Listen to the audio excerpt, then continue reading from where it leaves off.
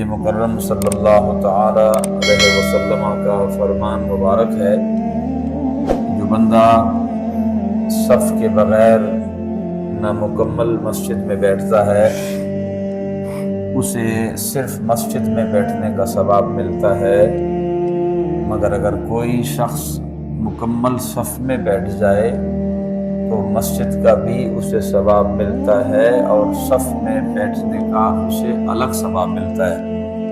رب ذوالجلال کے محبوب کریم صلی اللہ تعالی علیہ وسلم کی خوبصورت تعلیمات ہے، مسجد کا ادب ضروری ہے، صفوں میں بیٹھنے کا بڑا اجر ہے، بڑا ثواب ہے۔ حضرات ذی بکار، نبی مکرم صلی اللہ تعالی علیہ وسلم کا فرمان مبارک ہے کہ الصدقۃ رد البلاء، صدقہ جو ہے وہ بلاؤں کو ٹالتا ہے، صدقہ اللہ کریم کے غضب کو ٹھنڈا کرتا ہے، صدقہ اللہ کریم کے رحمت کو جوش دلواتا ہے۔ نبی مکرم صلی اللہ تعالی علیہ وسلم کا فرمان مبارک ہے کہ صدقے کی برکت سے خدا لکھی ہوئی تقدیر کو مٹا دیتا ہے۔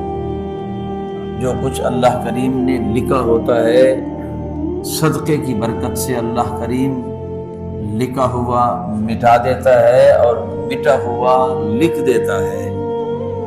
صدقے میں اتنی پاور ہے کہ نبی کریم صلی اللہ تعالی علیہ وسلم کے پیارے صحابی حضرت انس رضی اللہ تعالی عنہ فرماتے ہیں کہ اللہ رب العالمین، میں نے خود نبی کریم صلی اللہ تعالی علیہ وسلم سے سنا کہ رب ذوالجلال نے جب زمین کو پیدا کیا، جب زمین کو پیدا کیا تو زمین ہلنے لگی، کپ کپی تاری تھی اسی پہ، تو رب ذوالجلال نے پہاڑوں کو اس پہ نصب فرمایا۔ تو اب ذرا غور کر لیں، پہاڑوں کو رب ذوالجلال نے اس کی ٹھہراؤ کے لیے اس پہ مسلط کیا، اور پہاڑوں کی وجہ سے اس کا ہلنا رک گیا۔ ذرا سوچئے کہ نبی کریم صلی اللہ تعالی علیہ وسلم کا فرمان ذرا غور کر لیں۔ حضرت انس سے روایت ہے رضی اللہ تعالیٰ عنہ سے کہ جب اللہ کریم نے زمین کو پیدا کیا تو وہ ہلنے لگی، تو اللہ کریم نے اس کی ٹھہراؤ کے لیے جب پہاڑ پیدا کیے تو فرشتوں نے تعجب کیا کہ اللہ کریم زمین جیسی طاقتور قوت اگر پہاڑ کے نصب سے اس کا ہلنا رک سکتا ہے، تو فرشتوں نے تھوڑا تعجب کیا کہ اے اللہ کریم، اس پہاڑوں سے بھی کوئی زیادہ طاقتور تو نے کسی شے کو بنایا؟ رب ذوالجلال نے فرمایا ہاں، اس سے بڑھ کر جو طاقتور بنایا ہے وہ میں نے آگ بنایا ہے۔ فرشتوں نے پھر عرض کیا اے رب تعالی کریم، آگ سے بھی کوئی زیادہ طاقتور چیز بنائی ہے؟ تو رب ذوالجلال نے فرمایا ہاں، آگ سے زیادہ زورور میں نے پانی کو بنا دیا ہے۔ تو فرشتوں نے پھر تعجب کیا کہ پانی سے بھی زیادہ طاقتور کسی شے کو بنایا ہے؟ تو اللہ کریم نے فرمایا کہ میں نے ہوا بنایا ہے، ہوا پانی سے بھی زیادہ طاقتور ہے۔ پھر فرشتوں نے تعجب کیا کہ کیا ہوا سے بھی کوئی زیادہ طاقتور چیز بنائی ہے؟ اب سننے والی جو بات ہے وہ ذرا سماعت کر لیں کہ ہوا سے بھی کوئی زیادہ طاقتور چیز ہے؟ تو اللہ کریم نے فرمایا کہ ابن آدم کا وہ صدقہ، ابن آدم کا وہ صدقہ جو ایک ہاتھ سے دے اور دوسرے ہاتھ کو بھی خبر نہ ہو، وہ صدقہ ان تمام چیزوں سے طاقتور ہے۔ وہ آگ سے بھی طاقتور ہے، وہ پہاڑوں سے بھی طاقتور ہے، وہ ہوا سے بھی طاقتور ہے۔ یہ وہ صدقہ جو خفیہ کیا جاتا ہے، اعلان نہیں، مشکل کام ہے، خفیہ صدقہ کرنا، اس میں نام نہیں ملتا، نموس نہیں ملتا، اس میں اشتہار نہیں لگتے، اس میں جناب من وہ آؤ بگت نہیں ہوتی، اس میں جناب من شہرہ نہیں ہوتا۔ خفیہ تہجد کی نماز کی کیوں زیادہ برکت ہے؟ وہ خفیہ عبادت ہے، وہ عبادت روزے کی کیوں برکت زیادہ ہے؟ یہ خفیہ عبادت ہے۔ روزہ آپ کو ہے وہ صرف آپ کو پتا ہے، آپ کو پتا ہے۔ نماز پڑھو گے جنت ملے گی، صدقہ دو گے جنت ملے، زکوٰۃ دو گے جنت ملے، مگر روزہ رکھو گے تو جنت والا ملتا ہے، جنت والا ملتا ہے۔ حضرات توجہ فرماؤ، صدقہ فضیلت والا جو صدقہ ہے وہ خفیہ صدقہ ہے، مگر وہ لوگ کہاں سے لائے ہم کہ جو صدقہ کرے؟ یہاں تو علل اعلان صدقہ کیا جاتا ہے۔ میں نے اکثر احباب سے گزارش کرتا رہتا ہوں کہ صدقہ جو ہے نبی کریم صلی اللہ تعالی علیہ وسلم کے اس فرمان کے مطابق کہ مقبول صدقہ وہ ہوتا ہے جو ایک ہاتھ سے دے اور دوسرے کو خبر نہ ہو۔ نبی کریم صلی اللہ تعالی علیہ وسلم کا فرمان مبارک ہے۔ حضرت موسیٰ اشعری رضی اللہ تعالی عنہ فرماتے ہیں کہ نبی کریم صلی اللہ تعالی علیہ وسلم نے فرمایا کہ ہر مسلمان کو صدقہ کرنا چاہیے، وما توفیقی الا باللہ، ہر مسلمان کو صدقہ کرنا چاہیے۔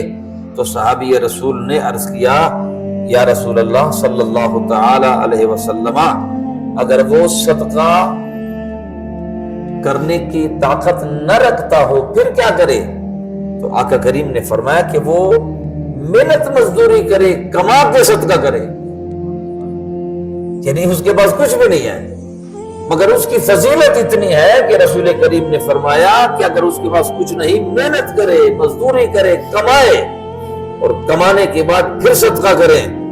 صحابی رسول نے عرض کیا یا رسول اللہ صلی اللہ تعالی وسلم، اگر کمانے کی بھی ہمت نہ ہو، کمانے کی بھی ہمت نہ ہو، تو حضور علیہ السلام نے فرمایا کہ پھر وہ کسی کو اچھی بات کرے، کسی سے اچھی بات کرے، یہ بھی صدقہ ہے۔ صحابی رسول نے عرض کیا حضور اگر وہ اچھا کلام بھی نہ کر سکتا ہو تو پھر حضور نے فرمایا اچھی بات سنے، یا اچھی بات کرے یا اچھی بات سنے۔ تو نبی کریم صلی اللہ تعالی علیہ وسلم کا فرمان مبارک ہے کہ اگر وہ بھی نہیں کر سکتا تو حضور نے فرمایا برائی سے روکے، یہ بھی صدقہ ہے، برائی سے روکے۔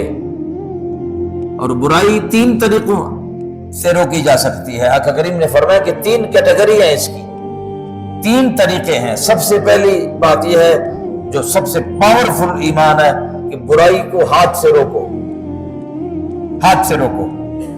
ہاتھ سے اگر نہیں روک سکتے تو حضور نے فرمایا کلام سے سمجھاؤ، سمجھاؤ۔ سمجھانے کی بھی اگر ہمت نہیں تو رسول کریم نے فرمایا تو دل میں تو پھر اس کو برا بلا جانو نا جی، آپ کیا برائی سے نفرت بھی نہیں کر سکتے؟ تو آقا کریم نے فرمایا کہ برائی سے روکے۔ اور آقا کریم صلی اللہ تعالی علیہ وسلم کا فرمان مبارک ہے کہ صدقہ ایک ایسی دولت ہے جب اللہ کریم کسی کو یہ جذبہ عطا فرمائے کہ اگر وہ ایک مرتبہ خفیہ صدقے کی لذت حاصل کرے تو کبھی بھی وہ جہرن جو ہے نا جی وہ صدقہ نہ کرے، وہ ہمیشہ کے لیے خفیہ ہی کرنا رہے۔ اگر اس کی فضیلت کو وہ سمجھ لے کہ خفیہ صدقے کی کتنی برکت ہے۔ حضرت ابو ہریرہ سے روایت ہے کہ ایک ہمارے دور میں ایک خاتون کو خواب میں دیکھا گیا۔ کسی نے ان سے سوال کیا کہ آپ تو بدکارہ عورت تھی اور بد کردار خاتون کے نام سے تمہاری پہچان تھی، تو آپ کو کیسے میں جنت میں دیکھ رہا ہوں؟ انہوں نے کہا کہ مجھے تو اللہ کریم نے جنتی بنا دیا ہے۔ وہ بد کردار عورت اس نے کہا کہ میں گناہوں کے اڈے کی طرف جا رہی تھی، راستے میں ایک کنواں تھا، اس پر ایک کتا، چھوٹا سا کتا بچہ موجود تھا جو پیاس کی وجہ سے گیلی مٹی کو چاٹ رہا تھا۔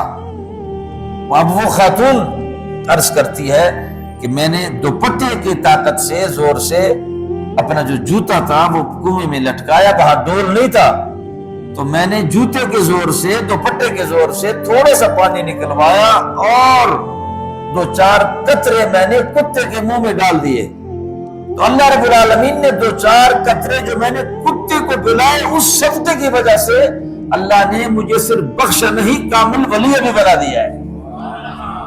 اندازہ کر لیں،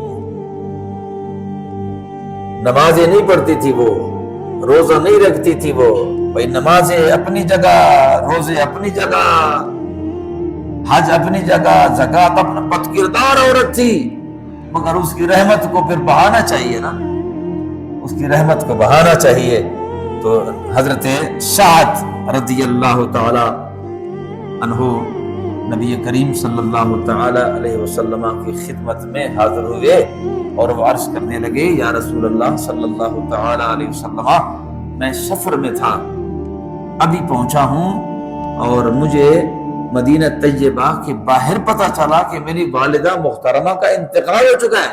میں تو سفر میں تھا، اب میں ابھی تک گھر نہیں گیا، میرے دل اتنا بے قرار ہے ماں کی جدائی میں کہ اب مجھے آپ بتائیں کہ مجھے کیا کرنا چاہیے کہ اللہ مجھے صبر بھی دے دے اور میری ماں کو ثواب بھی پہنچے۔ تو رسول کریم علیہ السلام نے فرمایا کہ آپ ایک کام کریں، آپ صدقہ کریں، آپ صدقہ کریں۔ اس وقت مدینہ طیبہ میں پانی کی کمی ہے، تو آپ کنواں بنائیں، کنواں کو دبائیں اور اس کنویں کو اپنے والدہ محترمہ کے نام سے وقف کر دے، جب تک کنواں چلتا رہے گا آپ کی ماں کو اس کا ثواب پہنچتا رہے گا۔ آقا کریم نے فرمایا کہ جب آپ نماز پڑھتے ہیں، یہ نماز کا ثواب بھی آپ کے ماں باپ کو پہنچتا ہے، یہ پڑھتے تو آپ ہیں مگر اس کا ثواب ڈائریکٹ آپ کے ماں باپ کو پہنچتا ہے جو دنیا سے رخصت ہو جاتے ہیں۔ حضرات ذی وقار نبی کریم صلی اللہ تعالی علیہ وسلم کا ایک اور فرمان سماعت فرمائے، حضرت ابو ذر غفاری سے روایت ہے رضی اللہ تعالی عنہ سے کہ مسلمان بھائی کو خوش کر دینا، مسکرانا، ہنس کے ملنا، مسکرا کے ملنا۔ حضور نے فرمایا صدقہ صرف ہاتھ سے نہیں دیا جاتا، آپ مسکرا کے ہنستے چہرے سے بات کریں، حضور نے فرمایا یہ بھی صدقہ ہے، مسکرا کے بات کریں، مسکرانے سے بھی صدقہ ملتا ہے۔ حضور علیہ السلام نے فرمایا کہ کوئی بندہ اگر مضطرب ہے، پریشان ہے، غم میں ہے، تکلیف میں ہے، ان کو تسلی دو، یہ بھی صدقہ ہے۔ حضور نے فرمایا، دیکھو نا کتنے آسان طریقے بتائے۔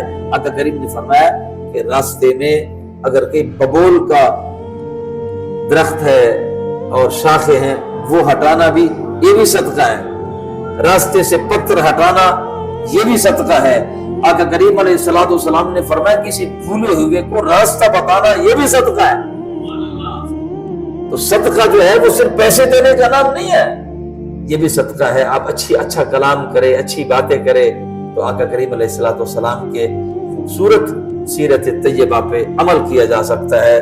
نبی کریم صلی اللہ تعالی علیہ وسلم نے فرمایا کہ الصدقۃ رد البلاء، صدقہ بلاؤں کو ٹال دیتا ہے، لکھی ہوئی تقدیر کو مٹا دیتا ہے اور مٹی ہوئی کو لکھ دیتا ہے۔ رب ذوالجلال نے صدقے کی میں بڑی برکتیں رکھی ہیں۔ اللہ رب العالمین ہم سب کو اپنی توفیق کے مطابق خدا ہم سب کو صدقات و خیرات کرنے کی توفیق عطا فرمائے۔